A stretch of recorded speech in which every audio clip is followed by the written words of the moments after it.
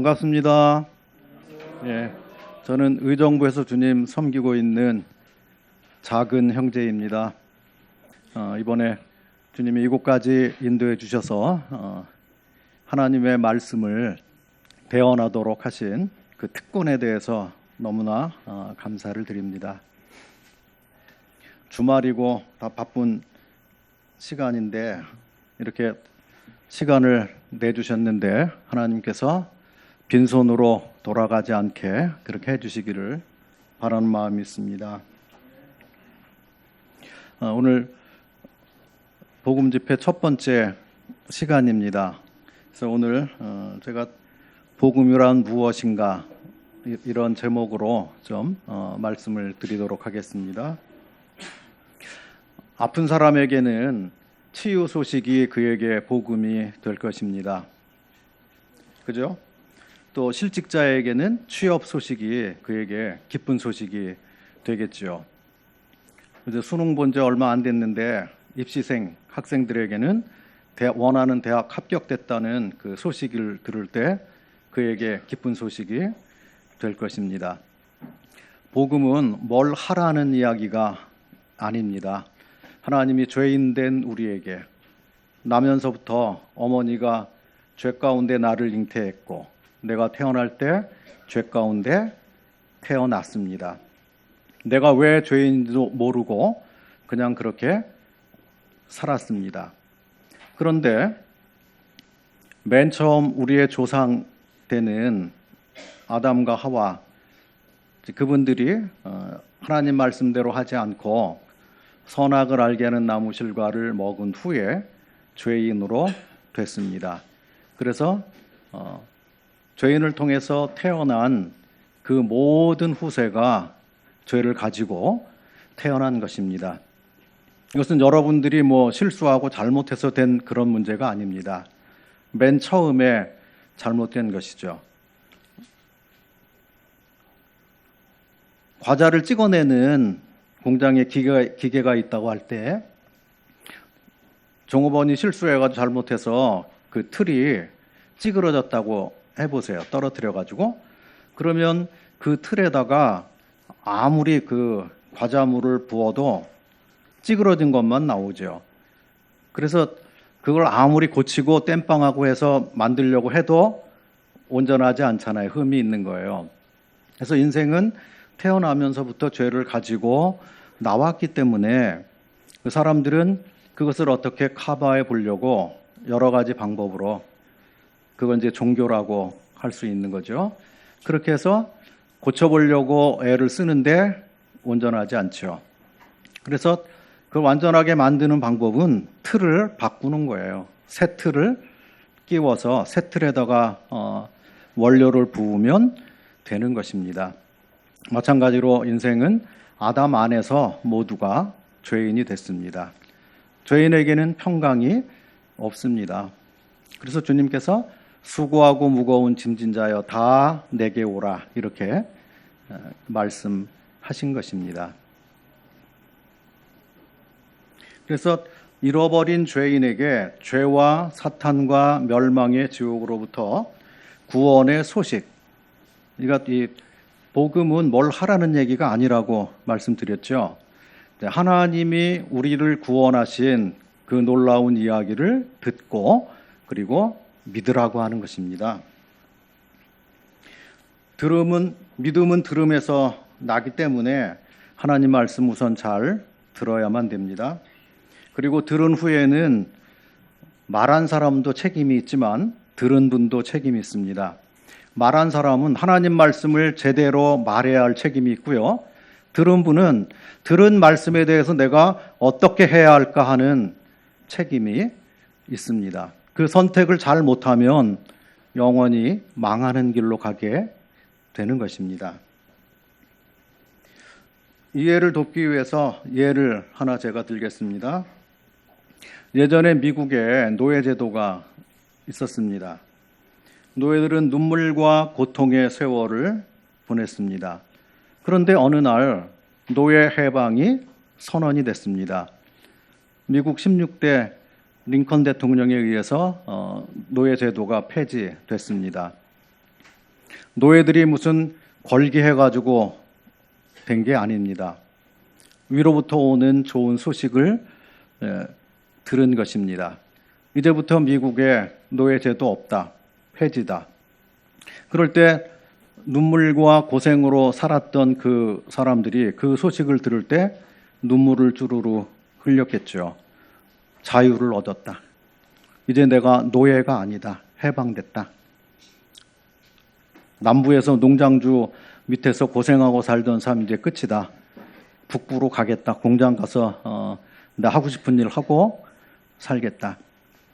그래서 그에게 뭘 하라 하는 이야기가 아니고 이제 노예 제도가 폐지됐다고 하는 그 소식이 전해졌을 때 그들에게는 그것이 기쁜 소식입니다. 점진적으로 된 것이 아닙니다. 단번에 된 거잖아요. 그리고 말 잘 듣는 노예는 먼저 해방해주고 그리고 고약한 애들, 말 안 듣는 애들은 봐서 나중에 해주겠다 하는 하는 꼬라지를 보고 결정해주겠다. 그런 게 아닙니다. 단번에 전격적으로 그들이 행한 일이 아무것도 없어도 그게 선물이고 은혜인 것이죠.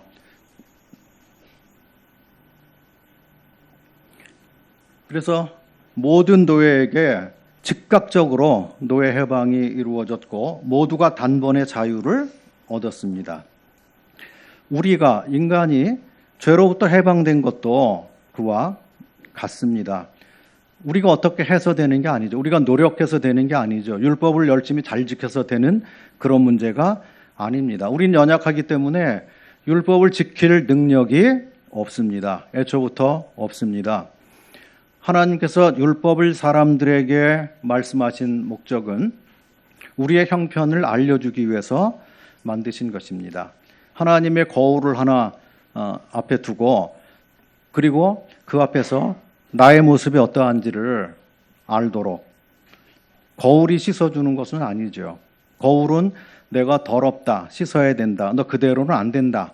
그것만을 말해줄 뿐입니다. 율법의 기능도 똑같습니다. 율법을 지킬 사람은 한 사람도 없습니다. 율법으로는 죄를 깨닫도록 하기 위해서 주신 것입니다. 그리고 나서 율법에 의해서 내가 큰일 났구나. 내 안에 죄가 있구나. 이대로 살다간 안 되겠구나. 죄의 삭은 사망인데 꼼짝없이 멸망에 걸려들은 거구나. 그래서 그것을 빨리 깨달으면 깨달을수록 훌륭한 것이죠. 그래서 인생을 다 살기 전에 한 살이라도 젊었을 때 이 사실을 깨닫는 것이 복인 것이죠. 그래서 그걸 깨달은 사람이 예수님께로 나오는 것이죠. 그래서 인간이 죄로부터 해방된 것도 단번에 영원히 죄로부터의 해방이 선언된 것입니다. 예수님께서 십자가에서 운명 직전에 다 이루었다 이렇게 외치셨습니다. 인류의 모든 죄값을 다 갚은 것입니다. 더러운 대지에 흰 눈이 내리면 다 하얗게 되잖아요. 예수님이 십자가에서 피 흘려서 우리의 모든 죄를 다 도말해 주신 것입니다. 인류의 모든 죄값을 다 청산하시고 죄의 문제를 완벽하게 해결해 주셨습니다. 이것은 사람의 행위와는 상관이 없습니다. 한량없는 주님의 은혜로 된 것이죠. 사람이 의롭게 되는 것은 믿음으로만 가능합니다. 대학생들이 대학 시험을 보잖아요. 그런데 수시로 들어가는데 거기 전형이 여러 개 있잖아요. 그러면 내신으로만 우리 학교는 내신으로만 뽑겠습니다. 그러면 그 친구가 수능 시험 못 봤다고 불안해하고 두려워하고 그럴 필요가 없잖아요. 속상해하고. 왜냐하면 수능을 반영 안 하고 내신으로만 뽑습니다. 그러는데 왜 수능 시험 못 본 거 또 수능 보려고 막 애를 쓰고 그럴 필요가 없지요. 안 본다니까. 우리가 구원받고 천국 가는 문제도 하나님께서 우리의 행위를 보시지 않고 하나님이 하신 말씀, 그 은혜를 믿느냐 안 믿느냐를 보신다고 하는 것입니다. 우리의 행위를 천국 가는데 반영치 않겠다고 말씀해 주신 것입니다. 물론 구원받고 나서는 하나님의 어떤 우리에게 원하시는 그런 모습을 따라 우리가 잘 살아야 되지요. 하나님의 뜻에 합당한 그런 삶을 살아야 되겠습니다. 그런데 우리가 죄 사함을 받고 하나님 나라 들어가는 그 문제, 구원받는 그 문제에 있어서는 하나님께서 인간의 행위를 제껴놓겠다, 보지 않겠다 하신 것입니다. 그래서 누구나 다 나에게 와라 그렇게 하신 것입니다. 죄가 아무리 많다고 할지라도 누구라도 연약해도 다 와라.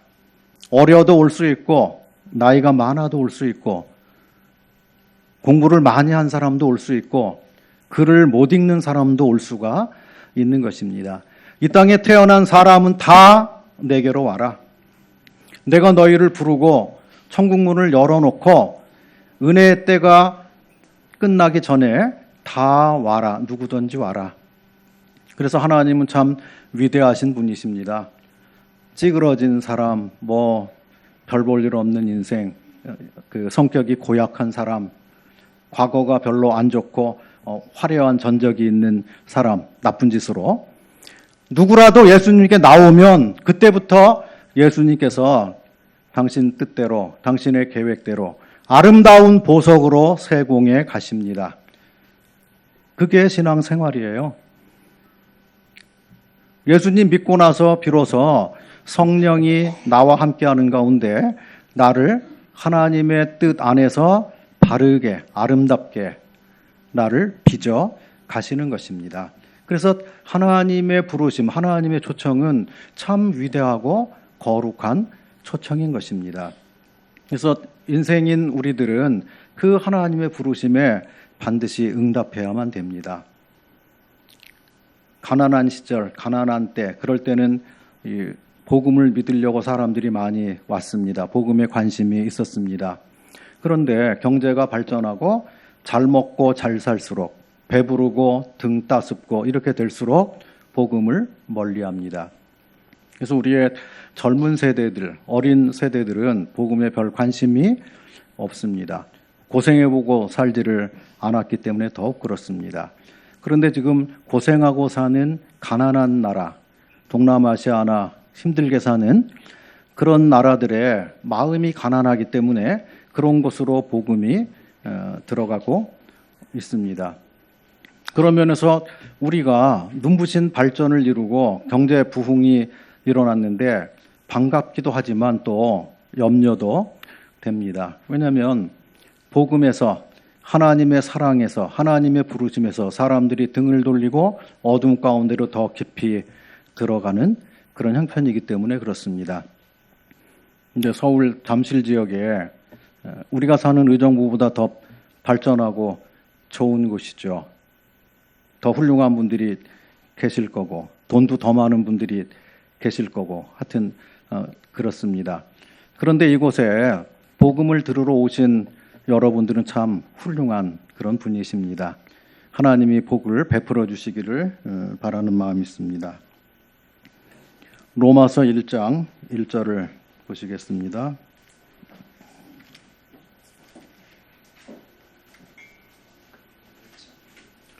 로마서 1장 1절입니다.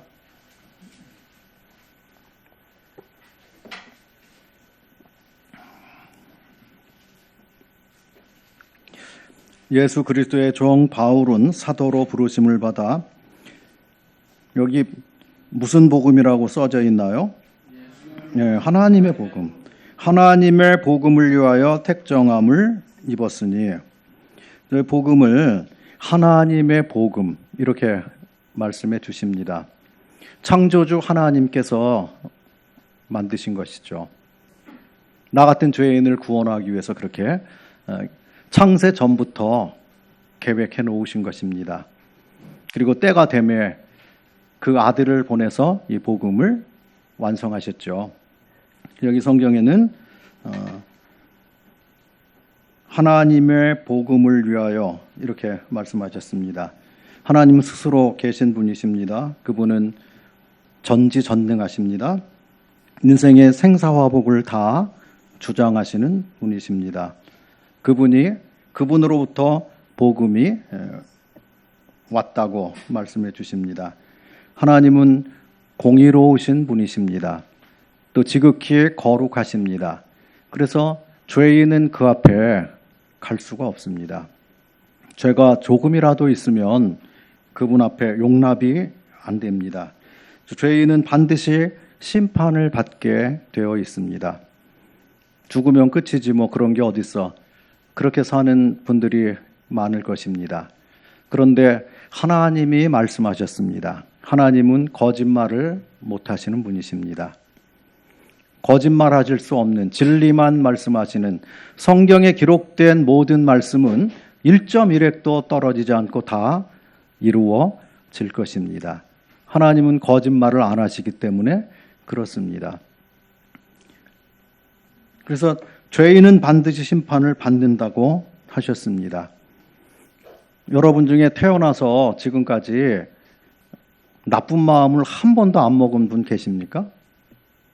행위로 나타나지 않더라도 마음으로 내가 하나님 앞에 한 번도 하나님의 마음에 거슬리는 그런 마음을 품은 적도 없어. 그런 분 계십니까?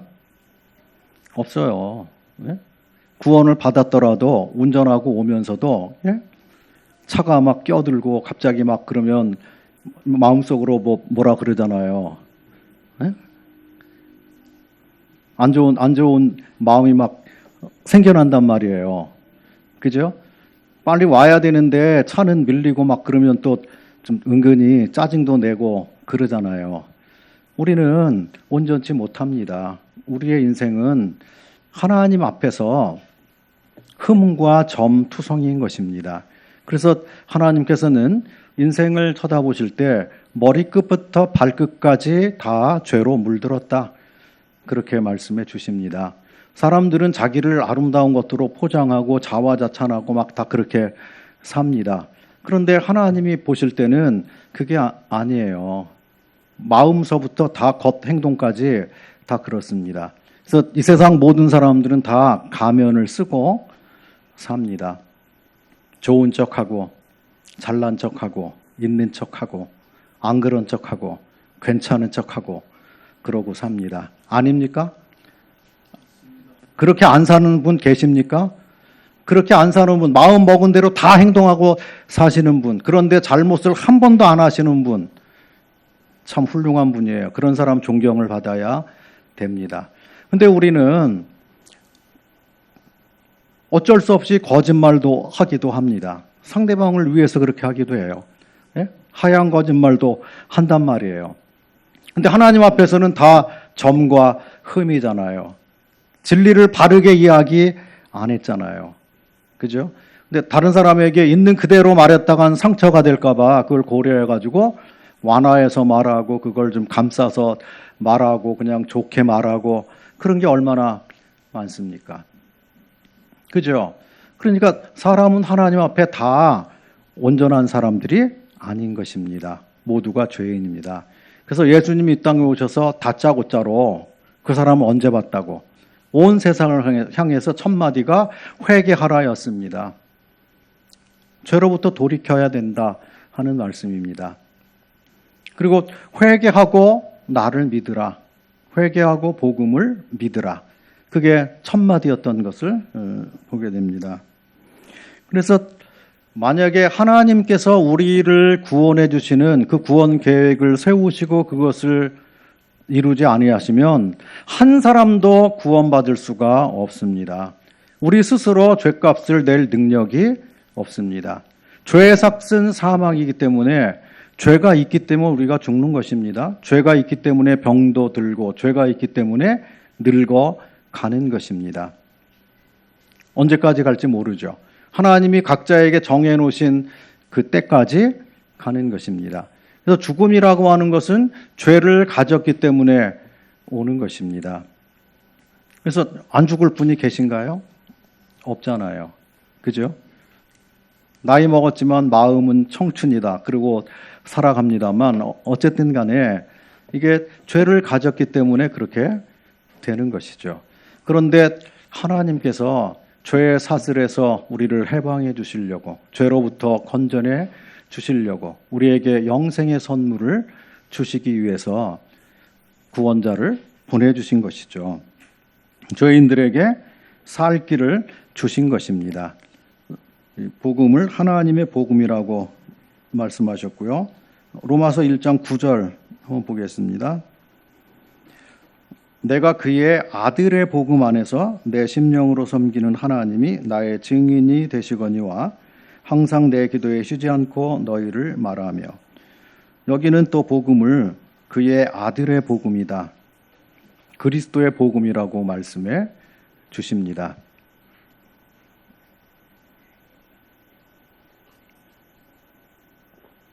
영화를 만든다고 한번 생각해 봅시다. 영화를 만들려면 먼저 감독이 있어야죠. 총괄하는 그 감독이 있어야 아름다운 작품이 나옵니다. 그런데 감독 혼자 영화를 못 만들죠. 연기할 배우가 있어야 되잖아요. 액션 배우. 네? 연기자가 필요합니다. 그래서 주연을 잘 뽑으면 그 영화는 성공을 하고, 거기 시나리오에 적합하지 않은 잘못된 배우를 뽑으면 폭망하기도 해요. 그죠? 그런데 하나님께서 하나님의 계획을 온전하게 이룰 그런 연기자를 눈 씻고 찾아봐도 이 땅에서는 찾을 수가 없어요. 그래서 하늘에서 예비한 당신의 외아들을 보내신 것입니다. 복음에 실제적으로 값을 내고 그리고 우리 죄를 용서해 주는 그 일을 행하기 위해서 우선 구원자는 죄가 없어야 돼요.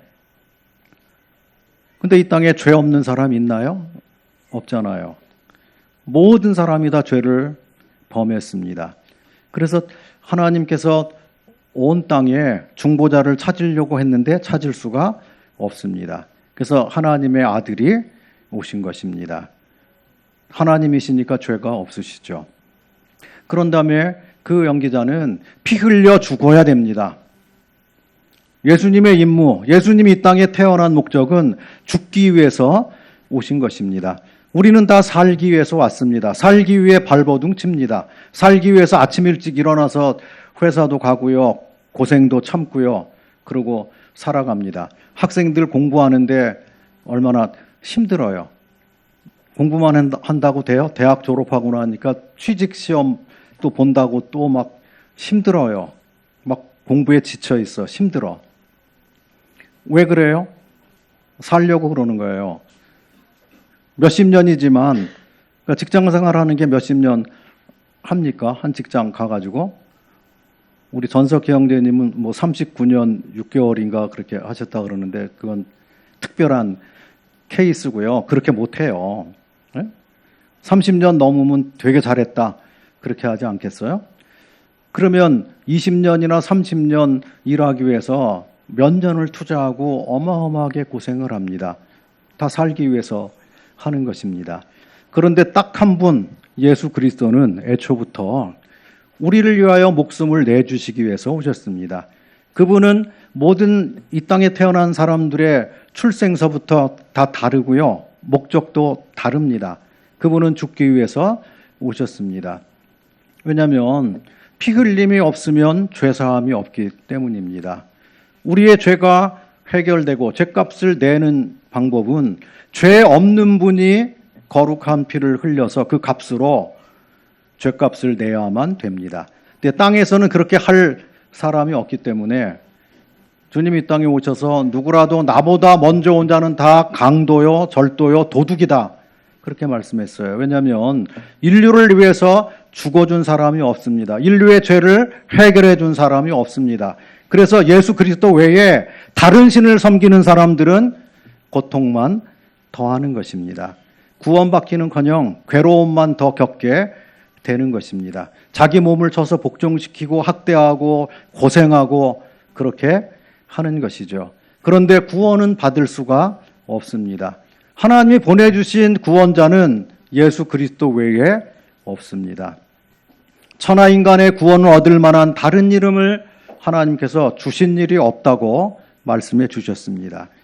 그래서 이 복음을 그 아들의 복음이다 이렇게 말씀해 주시는 거예요. 그분이 십자가에서 다 이루었다 외치셨잖아요.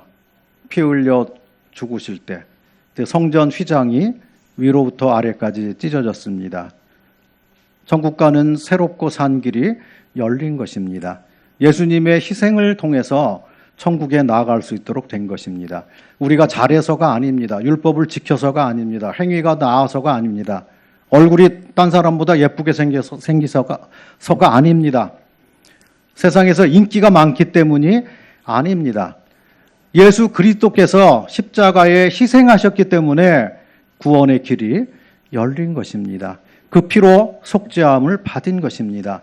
그런데 단번에 영원한 속죄를 이루셨다. 이렇게 말씀해 주십니다. 얼마나 놀라운 일입니까? 나 같은 죄인을 위해서 하나님의 아들이 이 땅에 몸을 입고 내려오셔서 하나님의 자리를 비우고 그 영광을 비우고 낮고 천한 이곳에 나 같은 죄인을 섬겨주시되 목숨까지 주시기 위해서 그렇게 오셔서 하나님의 진실하신 사랑을 온 세상에 온 땅에 전시하시고 가신 것입니다. 십자가에 못 박힌 예수님을 보고 외아들을 십자가로 보내신 하나님의 사랑을 보라 이렇게 말씀해 주십니다. 그 사랑이 이 땅에 있는 모든 사람에게 다 하나님께서 그렇게 은혜를 베푸신 것입니다. 근데 그걸 받아들이지 않으면 소용이 없는 거죠. 예수 그리스도의 은혜를 그 선물을 받아야 내 것이 됩니다.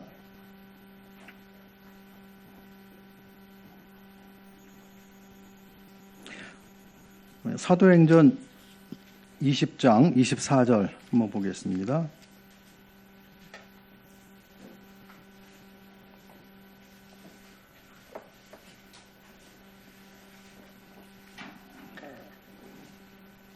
내가 달려갈 길과 주 예수께 받은 사명 곧 하나님의 무슨 복음이요? 은혜의 복음입니다. 은혜의 복음을 증언하는 일을 마치려 하면은 나의 생명조차 조금도 귀한 것으로 여기지 아니하노라. 바울이 복음을 깨달았습니다. 그리고 거듭난 사람이 됐고 내가 뭘 해야 되는지를 발견을 한 것입니다.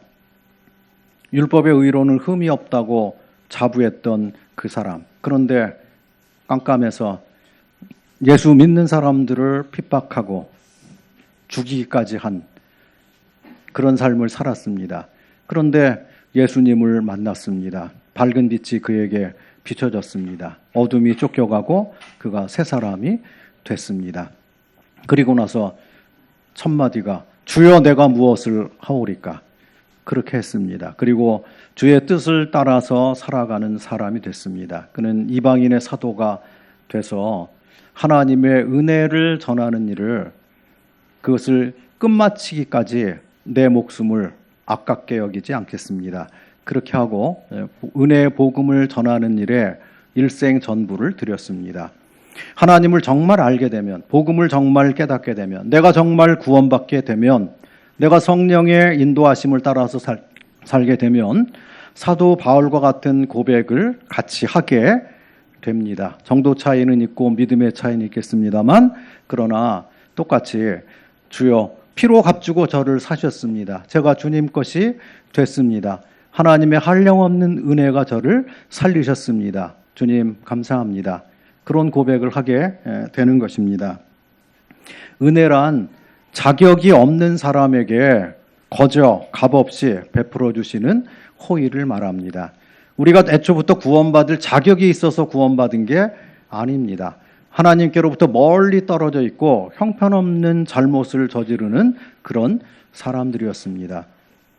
그런데 이런 사람들에게 예수님이 값없이 구원의 선물을 주신 것입니다. 노예 해방 선언될 때 착한 노예는 먼저 해방되고 고약한 노예는 나중에 해주고 그런 게 아니잖아요. 다 한꺼번에 모두를 다 모든 사람의 죄를 다 예수님께서 용서해 놓으신 것입니다. 그래서 하나님은 우리들에게, 사람들에게 차별이 없으시다. 구원받고 천국 가는 문제에 다른 방법으로 천국 갈 수 있는 사람이 없습니다. 그래서 은혜의 선물, 하나님 주신 구원 선물은 다 똑같은 것입니다.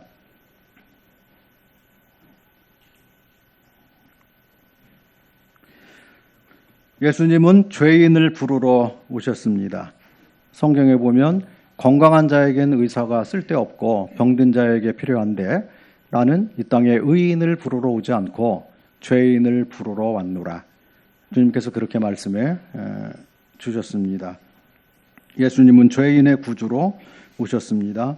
죄악 중에 무지한 인생들에게, 나 같은 죄인에게 사람의 행위와 상관없이 거저 값없이 구원해 주신 것입니다.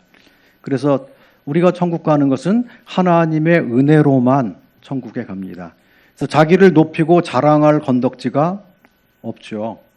하나님의 선물로 구원받았는데 남을 무시하거나 내가 더 잘났다고 하거나 내가 큰 자고 그렇게 할 필요가 없는 것입니다. 오히려 주님께서는 세상의 원리와 다른 원리를 말씀했습니다. 내가 주와 선생이 돼서 너희 발을 씻겼으니 너희도 그렇게 해라. 섬기는 자가 크다.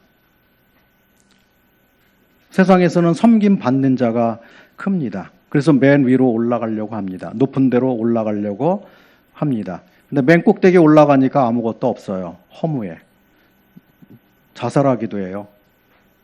정점을 찍고 나니까 내려갈 일밖에 없어요. 그리고 그 위에 아무것도 없습니다. 허무한 인생인 것이죠. 그런데 주님을 섬기는 길은 반대로 가는 것입니다. 왜냐하면 예수님이 아래 골짜기에 낮은 곳에 계시기 때문에 이 교회에서 가장 많이 수고하고 섬기는 사람이 큰 사람입니다. 섬김을 받는 사람이 큰 사람이 아니고 섬기는 사람이 큰 사람입니다. 그래서 이 교회는 하나님의 은혜로만 구원받았기 때문에 자기를 높이고 자랑하고 주장할 필요가 없죠. 섬기는 사람들의 모임인 것입니다. 은혜 받은 사람들의 모임이죠. 자기를 자랑하지 않는 사람들의 모임입니다. 하나님의 사랑을 발견한 사람들의 모임입니다. 그래서 서로 사랑하며 사는 것입니다. 하나님이 받으신 사람을 나도 받는 것이죠. 내가 정죄하고 내가 판단하는 어떤 그런 게 아니에요. 사람이 입법자도 아니고 판단자도 아닙니다. 심판자도 아니에요. 그래서 하나님이 허락하신, 하나님이 귀하게 여기시고 하나님이 피 흘려 속죄하시고 그 사실을 믿은 사람들을 연약하더라도 받아주는 것이죠. 그리고 사랑으로 감싸 안고 함께 가는 것입니다. 그래서 이 세상에서 가장 행복한 곳이 교회인 것입니다. 행복한 사람들의 모임이에요. 죄사함 받은 사람들의 모임입니다. 하나님이 부르신 사람들의 모임입니다. 천국에 소망을 둔 사람들의 모임인 것입니다. 그래서 우리가 구원받고 천국 가는 이 문제는 하나님의 선물, 하나님의 은혜로만 되는 것입니다. 그래서 우리는 그 은혜를 받고 하나님 앞에 감사합니다 하면 되는 것이죠. 여러분, 십자가의 강도를 한번 좀 생각해 보시죠.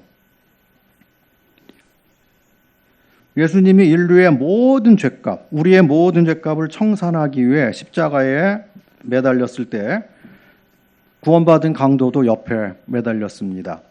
강도 둘이 매달렸죠. 예수님 양편에 매달렸습니다. 근데 처음에는 예수님을 비난했습니다. 모든 사람이 비난했습니다. 당신이 하나님의 아들이라며, 그러면 당신 먼저 십자가에서 내려오고 우리도 좀 구원해 줘. 자기 자신도 구원하지 못하는데 어떻게 믿으라고 하는 거야 하고 사람들이 비난할 때 같이 막 욕을 했습니다.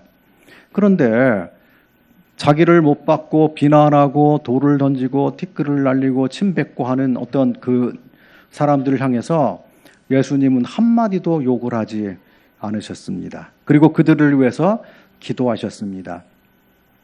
아버지여, 저들이 무슨 일을 하는지, 무슨 짓을 하는지 몰라서 그렇습니다.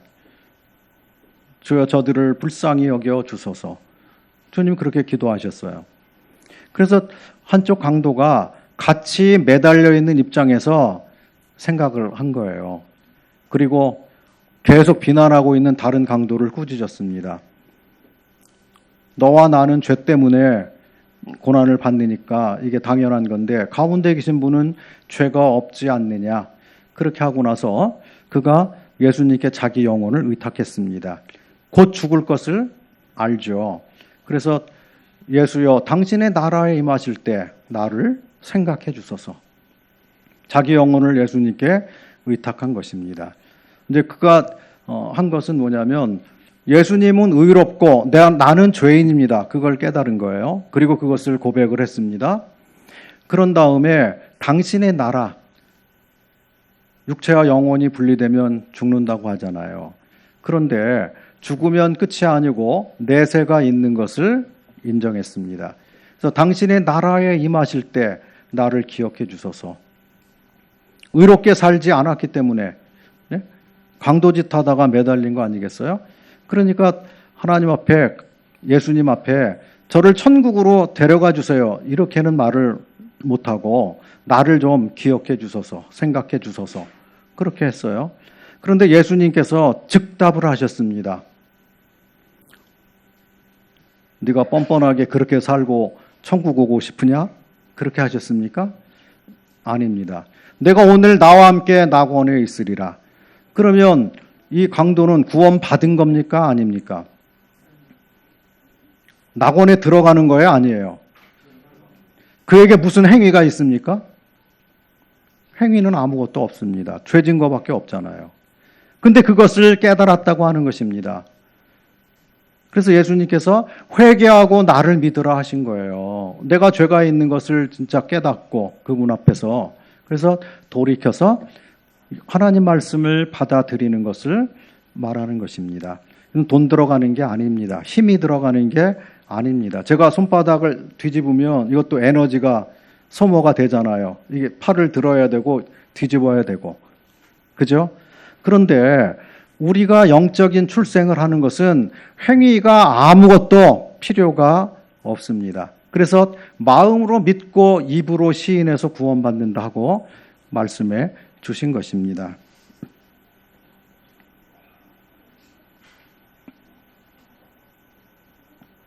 구원받는 데는 두 가지 요소가 필요하죠. 하나는 하나님께 대한 회개, 그런 다음에 주 예수님께 대한 믿음인 것입니다. 그래서 우리가 하나님 앞에서 죄가 이런 거구나, 내가 이래서 죄인인 거구나, 그것을 깨닫고 하나님 앞에 정직하게 마음을 먹고 나오면 그 사람은 복 있는 사람이 되는 것입니다. 그리고 나서 하나님께서 이루신 완전한 의, 예수 그리스도를 통해서 십자가에서 피 흘려 온 인류의 죄를 다 사해 놓으신 그 일, 세상 죄를 지고 가셨는데 그 안에 나도 포함됩니다.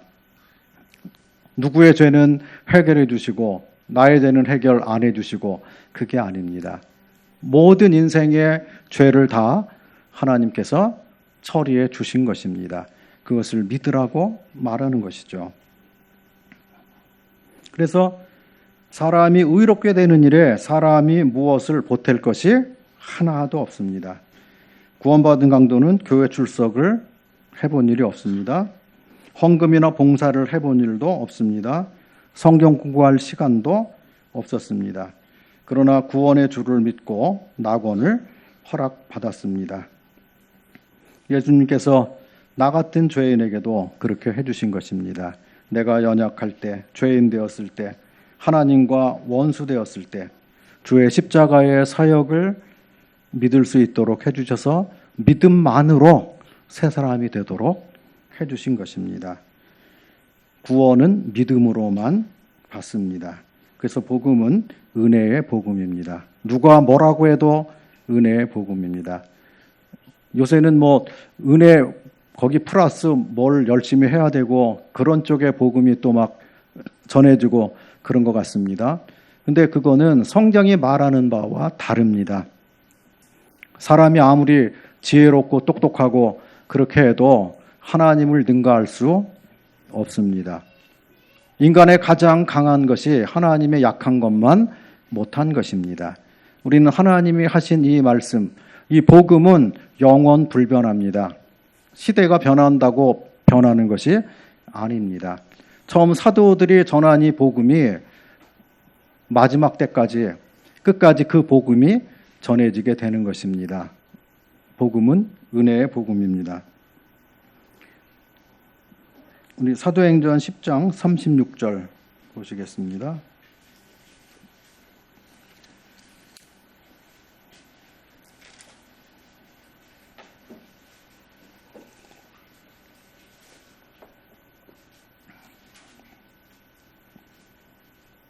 사도행전 10장 36절 만유의 주 되신 예수 그리스도로 말미암아 무슨 복음이라고요? 화평의 복음을 전하사 이스라엘 자손들에게 보내신 말씀. 복음은 화평의 복음, 또 화목의 복음 이렇게 말씀하고 계십니다. 하나님은 의로우시고 우리는 죄인입니다. 죄를 가진 인생은 하나님과 원수된 가운데 있었습니다. 그래서 중간에 죄의 담이 막혀 있기 때문에 하나님 앞에 갈 수가 없고 사람들이 하는 기도를 하나님이 귀가 안 좋으셔서 못 듣는 게 아니고 너희와 우리 사이에 너희와 하나님 사이에 죄의 장벽이 가로막혀 있어서 그렇다. 이렇게 말씀해 주십니다. 인생은 날 때부터 죄인입니다. 아까부터 계속 말씀드렸죠. 그래서 하나님과 사람 사이에 죄의 담이 가로막혀 있습니다. 이건 이사야서 59장에 보면 나옵니다. 그런데 십자가로 죄의 담이 걸렸습니다. 예수님께서는 죄로 말미암아 하나님과 사람 사이 왔다 갔다 할 수 없는 그 장벽을 제거해 주시러 오신 것입니다. 그래서 십자가로 죄의 담이 헐렸기 때문에 히브리서 9장 10장에 나오는 그 수많은 말씀들이 그걸 이야기하고 있습니다. 그래서 인간과 하나님 사이에 화목이 이루어진 것입니다. 성전 휘장이 찢어졌는데 이제 모든 죄인들이 믿음으로 말미암아 하나님의 존전에 나아갈 수 있는 길이 열린 것입니다. 그래서 예수님께서는 자기를 믿은 사람들에게 너는 내 안에 있고 나는 내 안에 있다. 그렇게 말씀하신 것입니다. 나의 하나님 곧 너희 하나님, 나의 아버지 곧 너희 아버지 이렇게 말씀해 주신 것입니다. 예수 그리스도 안에서 하나가 되도록 해 주신 것입니다. 그리스도의 연합을 이루어 주셔서 주님 안에서 보호받고 주님을 따라서 살 수 있도록 찬송가에 보면 내 한숨이 변해서 기도가 됐고 내 슬픔과 이런 모든 것들이 변해서 내 노래가 됐고 그런 찬송이 있잖아요. 실제로 그렇게 되는 것입니다. 놀라운 일입니다. 예수님을 믿어 보십시오. 사실인가 아닌가. 먼저 믿은 사람들 다 간증해 보라 그러면 다 간증할 거예요. 사실이라고. 저도 그렇습니다. 저는 어머니가 5살 때 돌아가셨어요. 아버지는 청소년기 때 돌아가셨습니다. 그럼 그 인생이 얼마나 고생했겠어요. 그죠? 가난한 시절인데다 거기다가 부모님들 양친이 다 일찍 돌아가셨으니 그거 이야기를 안 해도 다 어떤 삶을 살았을지 아시겠죠? 그거 다 이야기하려면요 밤새도 안 됩니다. 결혼하고 나서 저희 집사람한테 내가 그동안 살아온 이야기를 했는데 3일 저녁을 이야기를 했습니다. 예? 그런데 눈물을 줄줄 흘리며 들었어요. 저희 집사람이. 그리고 딱 한마디 했어요. 내가 당신을 평생 끝까지 사랑할 거야. 그렇게 했습니다. 됐죠? 예.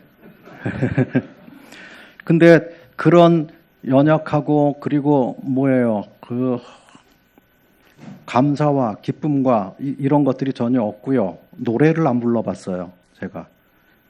마음이 좋아야 노래를 부르죠. 기뻐야 노래를 부르는 거 아니겠어요? 노래 부를 일이 없어요. 네? 뭐 생기는 게 뭐예요? 열등의식, 원망, 그런 것들이 얼마나 많았겠어요. 그죠?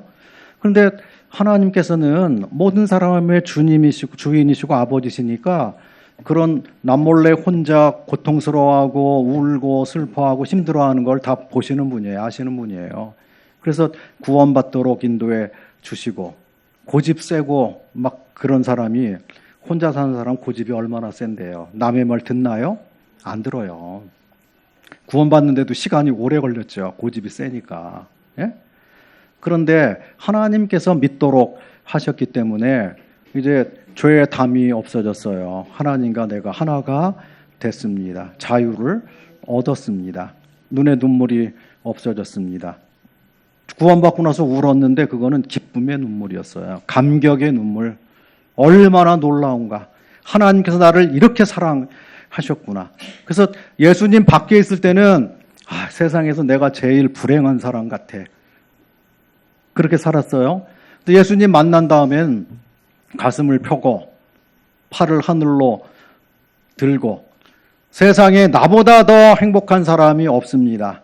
나보다 더 복을 많이 받은 사람이 없습니다. 하나님, 저를 구원해 주셔서 감사드립니다. 그렇게 하고 나서요, 그 다음 날부터 뭐 복음 전하고 그렇게 했죠. 내가 변했으니까, 달라졌으니까. 이제 말할 건덕지가 생겼어요. 하나님이 나를 사랑하시고 구원해 주셨기 때문에 내 주변에 있는 사람들에게 나처럼 되라고, 예수님을 믿으라고, 예수님 믿으면 행복해진다고, 그렇게 하면서 하나님 말씀을 말하고 그렇게 했습니다. 사람을 변화시켜 주시는 것이죠. 그래서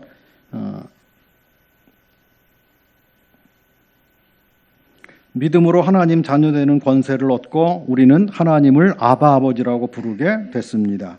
그리고 주님과 교제하며 동거하게 되었습니다.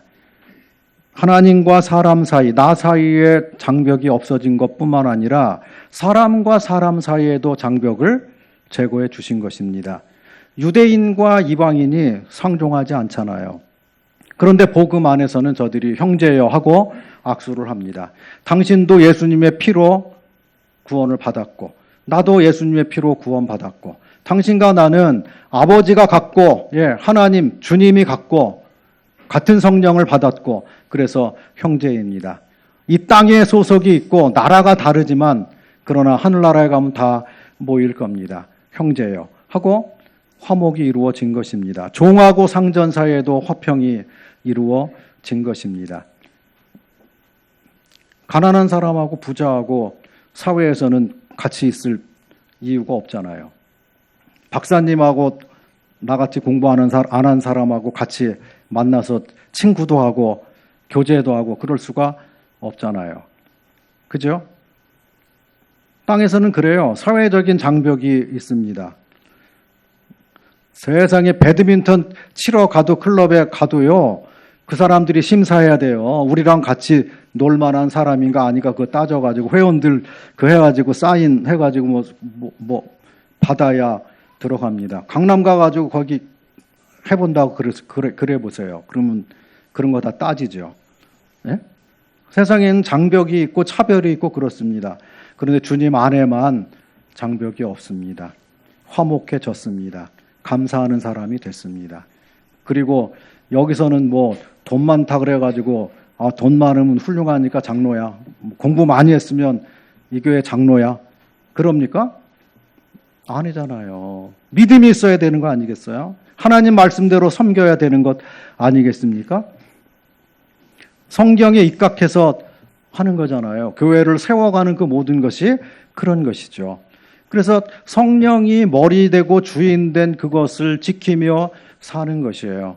우리는 복음으로 말미암아 화목한 사람이 됐고, 그리고 그것을 세상에게 전파하라고 말씀해 주십니다. 우리를 화목의 일꾼이라고 말씀해 주시는 것이죠. 화목하게 하는 말씀을 너희에게 내가 부탁했다. 그래서 예수 그리스도를 믿은 사람은 다 화목의 일꾼들이 된 것이죠. 복음은 화평의 복음입니다. 그 다음에 에베소서 1장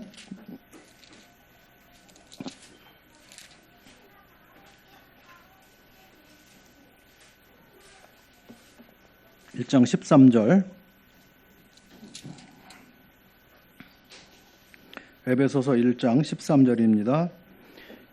그 안에서 너희도 진리의 말씀 곧 너희의 무슨 복음이요? 구원의 복음입니다. 구원의 복음을 듣고 그 안에서 또한 믿어 약속의 성령으로 인치심을 받았으니. 복음을 듣고 그런 다음에 그것을 믿고, 그러면 하나님 말씀을 믿으면 약속의 성령으로 인치심을 받습니다. 하나님께서 도장을 꽝 찍는 것이죠. 넌 영원히 내 것이다. 내 아들이 너의 죄를 다 갚아놨다. 그래서 네가 그 사실을 인정하고 받아들였기 때문에 너는 영원히 나의 소유다. 내 것이다. 아무도 너를 내 손에서 뺏어갈 수가 없다. 그래서 구원받은 사람들은 성령이 이미 오셔서 성령님의 은혜와 인도를 따라서 살아가고 있는 것입니다. 복음은 구원의 복음이라고 말씀하셨습니다. 누구라도 예수님을 진짜 믿으면, 정말 믿으면, 말씀대로 믿는 것이죠. 믿으면 구원을 받습니다. 죄는 하나님 영광에 이르지 못하는 것을, 미치지 못하는 것을 죄라고 말합니다. 그러므로 모든 사람이 하나님 영광에 이르지 못하기 때문에 하나님과 똑같이 할 수가 없잖아요. 사격 선수가 맨 가운데 쏘면 11점이더라고요. 거기 딱 11점을 딱 맞춰야지 10.9, 살짝만 비껴나오면 10.9잖아요. 근데 10.9 쏘면은 어마어마하게 잘 쏜 거죠. 금메달 따죠. 10.9. 계속 10.9 쏴봐요. 점수가 얼마나 높겠어요.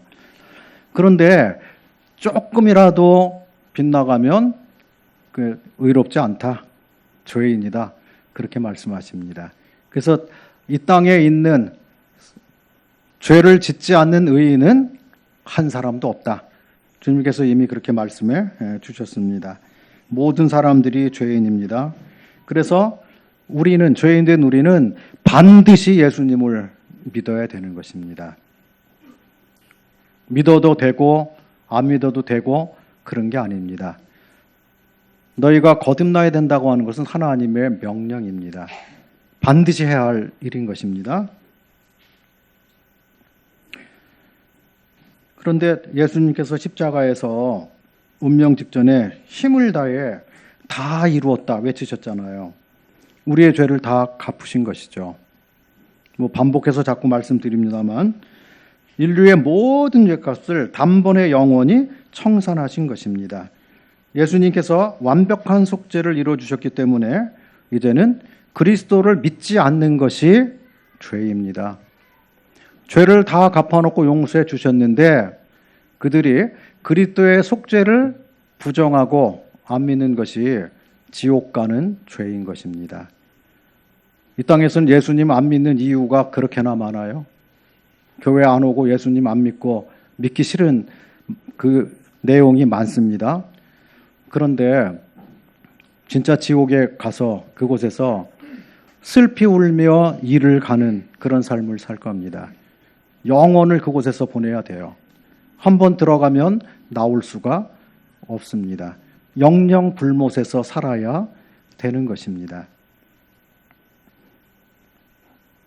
그래서 예수님이 우리를 구원해 놓으시고 영원한 속죄를 이루시고 단번에 지성소로 들어가셨고 천국 가는 새롭고 산 길을 우리에게 만들어 주신 것입니다. 예수님은 길이요 진리요 생명이십니다. 누구라도 예수님의 영원한 속죄를 믿지 않으면 지옥에 가야 됩니다. 거기는 사람을 보내려고 만든 곳이 아닙니다. 마귀와 그의 악령들을 보내기 위해서 만든 것입니다. 영원한 고통, 형벌의 장소입니다. 그런데 그곳에 마귀가 있어야 할 그곳에 사람들이 마귀에게 속아서 가는 것입니다. 그리스도께로 오지 않아서 가는 것이죠. 값없이 구원의 길을 만들어 주셨는데도 그것을 거절하기 때문에 간 것입니다. 그래서 지옥에서 누구를 탓하겠습니까? 자기 자신을 결국은 쥐어 뜯으면서 영영토록 후회하게 될 것입니다. 여러분, 포항제철 용광로 견학 가보셨습니까? 아유, 어마어마하게 무서워요. 뜨거워요. 그 용광로 안에 온도가 몇 도냐 그랬더니 2500도래요. 근데 거기서 고철을 모았다가 그걸 위에서 이렇게 떨어뜨리면요, 삽시간에 녹아버려요. 거기 들어가면 2500도 펄펄 끓는 그 철물이죠. 시뻘겋게 된 거기 그 철광석만 녹이는 게 아니라 고철도 같이 거기다 넣습니다. 근데 그냥 금방 녹아버립니다. 얼마나 뜨거워요. 거기 그 일하는 사람들 정정스럽더라고요.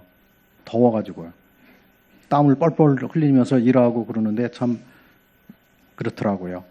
근데 여러분, 지옥은 얼마나 더 뜨거운 곳이겠습니까?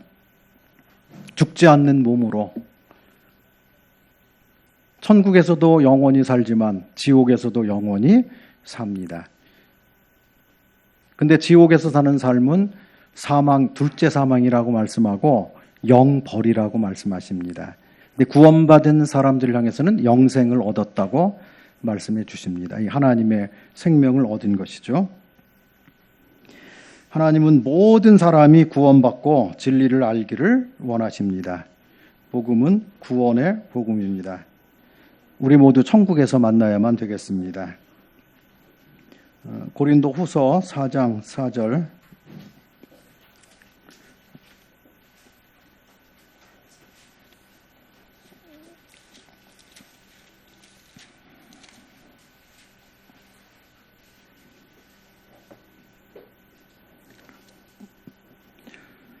그 중에 이 세상 신이 믿지 아니하는 자들의 마음을 혼미하게 하여 그리스도의 무슨 복음이요? 영광의 복음의 광채가 비치지 못하게 함이니 그리스도는 하나님의 형상이니라.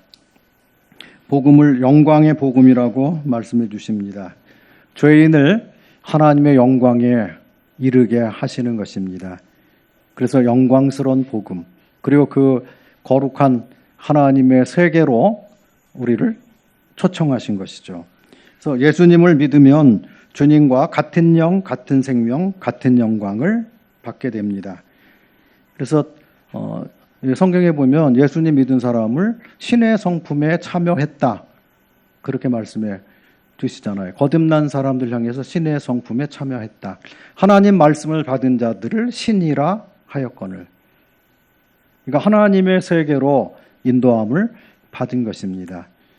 천하고 연약한 이 인생이 이제 부활의 영광에 들어가게 되고, 그리고 하나님 나라를 기업으로 물려받게 됩니다. 그래서 복음을 제대로 믿은 사람들은 내가 이 땅에서 가난뱅이가 아니다, 그것을 발견하게 됩니다. 주님이 나에게 베푸신 은혜, 그 선물, 하나님 나라, 주의 기업, 이것이 어마어마한 것이기 때문에 온 천하를 얻고도 목숨을 잃어버리면 아무것도 아닌 거죠. 근데 온 천하를 버리더라도 목숨을 얻으면, 생명을 얻으면 그는 성공한 사람이 되는 것입니다. 그래서 예수 그리스도를 믿으면 하나님의 영광의 세계로 이끌림을 받는 것입니다. 그래서 성도의 위치는 주 안에서 하나님 보좌 우편에 앉아 있는 신분입니다. 에베소서 2장 6절에 그렇게 나옵니다. 그리스도 예수 안에서 우리를 하나님 보좌 우편에 앉게 하셨느니라. 앞으로 그렇게 되겠죠. 그런데 이미 믿음으로 말미암아 소망을 바라보고 사는 것이죠. 우리는 소망으로 구원을 받았습니다. 눈에 보이는 소망이 진짜가 아니고 보이지 않는 소망이 진짜입니다. 하나님이 곧 가져오실 그 영광의 세계를 믿음으로 내가 소유하고, 그리고 날마다 기뻐하고 감사하며 사는 것입니다. 그리고 참음으로 이 땅에서 나에게 오는 여러 가지 환난과 어려움들, 주와 함께하기 위해서 받는 고난들을 가볍게 여기고 나가는 것입니다.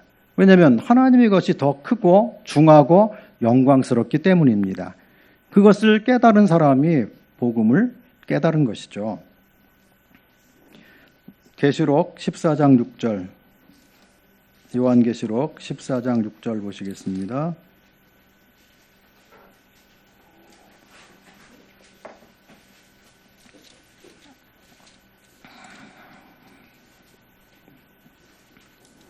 또 보니 다른 천사가 공중에 날아가는데 땅에 거주하는 자들 곧 모든 민족과 종족과 방언과 백성에게 전할 무슨 복음이라고 나와요? 영원한 복음. 복음은 영원한 복음입니다. 하나님의 말씀은 변하지 않습니다. 복음은 시대를 초월합니다. 사람들의 환경이 변할지라도, 시대가 변하고 생각이 변할지라도 복음은 변하지 않습니다. 이 복음은 영원합니다. 언제건, 구약시대건 신약시대건 죄인이 의롭게 되는 것은 오직 믿음으로만 되는 것입니다. 길이요 진리요 생명이신 예수님을 믿어야 구원을 받습니다. 그리스도의 십자가와 부활을 믿고 우리는 구원을 받는 것입니다. 로마서 16장. 오늘 제가 지금까지 하나님의 복음, 그리스도의 복음, 은혜의 복음, 화평의 복음, 구원의 복음, 영광의 복음, 영원한 복음 이렇게 말했죠. 근데 그 7가지 다 알아도요, 또 중요한 게 한 가지 남아 있습니다. 로마서 16장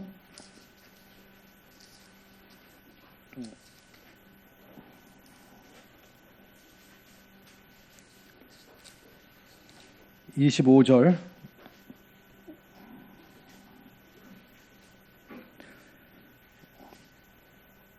나의 복음과 예수 그리스도를 전파함은 영세전부터 감추었다가. 사도 바울은 종종 서신서에 나의 복음, 내 복음 이런 표현을 썼습니다. 다른 곳에들도 나옵니다. 내 복음, 나의 복음. 하나님의 복음, 이 구원의 복음, 영광의 복음, 은혜의 복음, 이 복음이 나의 복음이 되어야 되는 것입니다. 내가 믿지 않으면, 내 것이 되지 않으면 소용이 없습니다. 우리 속담에 부뚜막에 있는 소금도 집어넣어야 짜다. 그런 말 있잖아요. 소금이 짠 것 알아요. 근데 그걸 사용을 해야 집어넣어야 맛을 내는 거죠. 전철에서 두 사람이 대화를 합니다. 한 사람은 몸집이 막 커요. 근데 이제 한 친구가 그럽니다. 야, 친구 누구네 집에서 파티한대. 가면 먹을 거 엄청나. 가자. 그랬더니 한 친구가 나 다이어트 중인데 그랬어요. 다이어트 한 지 며칠 됐어. 근데 아유 아쉽다. 거기 가면 이것저것 먹을 게 엄청 많은데 그래 너 빼고 가서 먹지 뭐.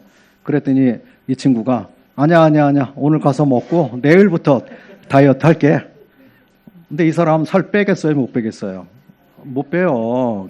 굳은 결심을 하고 정했으면 끝까지 해야 살을 빼는 거죠. 살 빼는 게 뭐 쉬운가요? 찌기는 쉬운데 빼는 거는 어렵잖아요. 그러니까 실제로 그렇게 해야 되는 거죠. 몸짱인 사람을 거기다 이렇게 자기 벽에다 붙여놓고 그리고 내가 저 사람처럼 몸을 만들어야지. 멋진 몸을 만들어야 돼. 근데 운동 안 하면 먹을 거 다 먹고 그리고 운동은 안 하면 되나요? 안 되는 거죠. 운동을 해야 그렇게 만들 수 있는 거죠. 마찬가지로 복음을 다 듣고 나서 우리가 믿어야 된다니까요. 내 것으로 가져야 된다니까요. 나는 주님 안에 있고 주님은 내 안에 있고 그것이 거룩한 실제로 나에게 내 개개인에게 그것이 이루어져야만 되는 것이죠. 그러면 그 영혼은 살아난 것이고 감사할 것이고 기뻐할 것이고 그리고 표대가 생겼기 때문에 세상 유혹이나 이런 것들에 넘어지지 않고 어디를 향해서 하나님 나라를 바라보고 나가는 것이죠. 주의 말씀을 따라서 가는 거예요. 주의 말씀이 내 발의 길이요 빛이 되는 것이죠. 등불이 되고 그래서 그것을 따라서 가는 것입니다. 그래서 나의 복음이 안 되면 소용이 없습니다. 제가 얘기 하나 들려드리고 마무리할까 합니다. 오래전의 일입니다. 1985년, 그러니까 40년 전이에요. 지금 제가 그때 직장 생활을 할 때입니다. 27살 미혼 청년 때 일인데 잊혀지지 않는, 또 잊을 수 없는 그런 에피소드가 있습니다. 8월 달이 돼가지고 교회들이 여름 수양에 가잖아요. 그래서 우리도 여름 수양에 하는데 저기 부산까지 가가지고, 저는 인천에 있었어요. 부산 동네 교회하고 연합해가지고 해운대 근처에 장소를 얻어가지고 수양회를 했습니다. 그래서 직장에 여름 휴가가 다가올 때 제가 교회 수양회 같이 가자고 같은 부서에 일하는 한 청년에게 이야기를 했습니다. 휴가 때 어디 갈 데 있냐 그랬더니 아직 못 정했다 그러더라고요. 그래서 우리 교회에서 해운대 근처에서 장소도 좋은데 거기 같이 갈래? 하고 말을 했어요. 그랬더니 그가 말하기를 색시를 하나 붙여주면 간대요. 그게 할 말인가요? 어이가 없는 말이잖아요. 교회에서 수양회 간다 그러는데 여자를 하나 붙여달래요. 그래서 야, 뭐 이런 사람이 다 있냐 그러는데 그 뒤에 하는 말이 더 웃겨요. 나도 카톨릭 신자요. 그러는 거예요. 더 웃기는 말이잖아요. 근데 그 뉘앙스에는 거 혼자 잘 믿는 척 하지 마시오. 이런 게 숨어 있는 거예요. 또 조롱하는 듯한 느낌을 받았습니다. 그래서 저도 그때 혈기가 왕성할 때인데 막 속에서는 주먹이 울잖아요. 한 대 때려주고 싶잖아요. 그런데 주님 말씀이 생각이 나더라고요. 거룩한 것을 개에게 주지 말고 진주를 돼지에게 던지지 말라. 마태복음 7장 6절에 나오죠. 또 원수 갚는 것은 나의 일이니 내가 친히 원수를 갚지 말라. 로마서 12장 19절에 나옵니다. 그리고 또 마지막에는 원수를 위해 십자가에서 기도하시는 예수님이 떠올랐습니다. 그래서 저도 별다른 반응을 보이지 않고 그렇게 기도했어요. 주여, 저 어리석은 영혼을 불쌍히 여기소서. 얼마나 깜깜하고 어두우면 교회에서 구원받으라고 그 수양에 가자 그러는데 무슨 색시를 붙여달라고 그딴 소리를 하겠습니까? 주여 불쌍히 여기소서. 그리고 그냥 잊어버리고 저는 저대로 부산에 가서 3박 4일 동안 말씀을 듣고 교제하고 얼마나 충만해져 가지고 왔겠습니까? 근데 돌아왔는데 동네에 소문이 돌았어요. 이번 휴가 때 누가 하나 죽었다는 거예요. 우리 회사는 3,000명이 그때 일하는 큰 회사였어요. 3,000명이 동일하게 휴가를 즐겼는데 3,000명 중에서 한 사람이 죽었다는 거예요. 그래서 궁금하지만 월요일 날 가보면 알게 되겠지. 그리고 월요일 날 갔습니다. 누가 죽었을까요? 복음을 회방하며 못되게 굴던 그 청년이 죽은 거예요. 그 나이 또래 친구들과 함께 북한강으로 갔다가 심장마비로 죽어서 시체로 돌아왔습니다. 사람들은 말했어요. 에휴, 안 됐다.